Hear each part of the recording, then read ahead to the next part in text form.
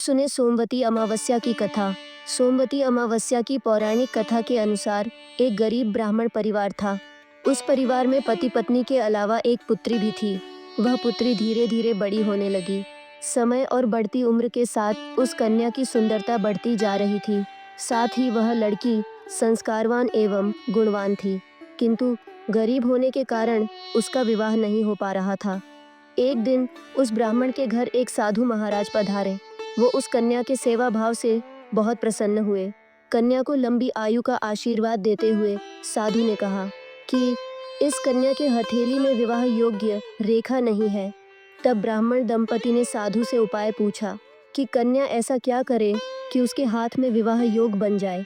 साधु ने कुछ देर विचार करने के बाद अपनी अंतर्दृष्टि से ध्यान करके बताया कि कुछ दूरी पर एक गांव में सोना नाम की धोबिन जाति की एक महिला अपने बेटे और बहू के साथ रहती है, जो बहुत ही आचार विचार और संस्कार संपन्न तथा पतिपरायण है। यदि यह कन्या उसकी सेवा करे और वह महिला इसकी शादी में अपने मांग का सिंदूर लगा दे और उसके बाद इस कन्या का विवाह हो तो इस कन्या का वैधव्य योग मिट सकता है। साधु ने यह भी बताया कि वह महिला कहीं आती जाती नहीं है। यह बात सुनकर ब्राह्मणी ने अपनी बेटी से धोबिन की सेवा करने की बात कही। अगले दिन से कन्या प्रातःकाल ही उठकर सोना धोबिन के घर जाकर साफ सफाई और अन्य सारे काम करके अपने घर वापस आ जाती। एक दिन सोना धोबिन अपनी बहू से पूछती है कि तुम तो सुबह ही उठकर सारे काम कर लेती हो और पता भी नहीं चलता।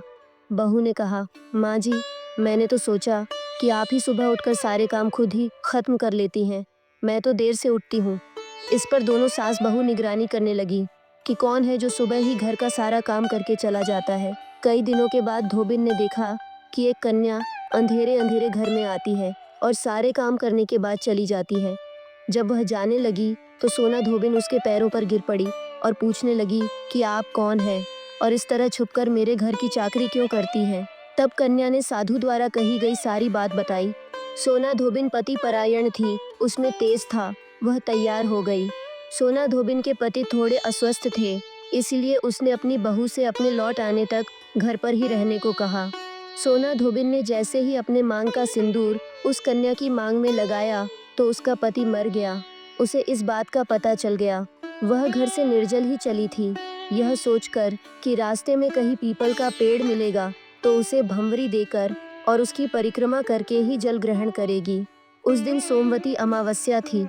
ब्राह्मण के घर मिले पुए पकवान की जगह उसने ईंट के टुकड़ों से 108 बार भंवरी देकर 108 बार पीपल के पेड़ की परिक्रमा की और उसके बाद जल ग्रहण किया।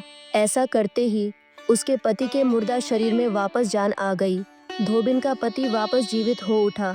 इसीलिए सोमवती अमावस्या के दिन से शुरू करके जो व्यक्ति हर अमावस्या के दिन भंवरी देता है, उसके सुख और सौभाग्य में वृद्धि होती है। पीपल के पेड़ में सभी देवों का वास होता है, इसलिए जो कोई हर अमावस्या को परिक्रमा न कर सके, वह सोमवार को पड़ने वाली अमावस्या के दिन 108 वस्तुओं की भंवरी देकर सोना धोबिन और गौरी गणेश तथा पीपल के पेड़ का पूजन करता है, उसे अखंड सौभाग्य की प्राप्ति होती है। ऐसी प्रचलित परंपरा है कि पहली सोमवती अमावस्या के दिन धान, पान, हल्दी, सिंदूर और सुपारी की भंवरी दी जाती है। उसके बाद की सोमवती अमावस्या को अपने सामर्थ्य के हिसाब से फल, मिठाई, सुहाग सामग्री, खाने की सामग्री इत्यादि की भंवरी दी जाती है और फिर भंवरी पर चढ़ाया गया सामान किसी सुपात्र ब्राह्मण, ननंद या भांजे को दिया जा सकता है। बोले गौरी शंकर भगवान की जय। हमारे चैनल को सब्सक्राइब करें और हो सके तो वीडियो को लाइक और शेयर करें।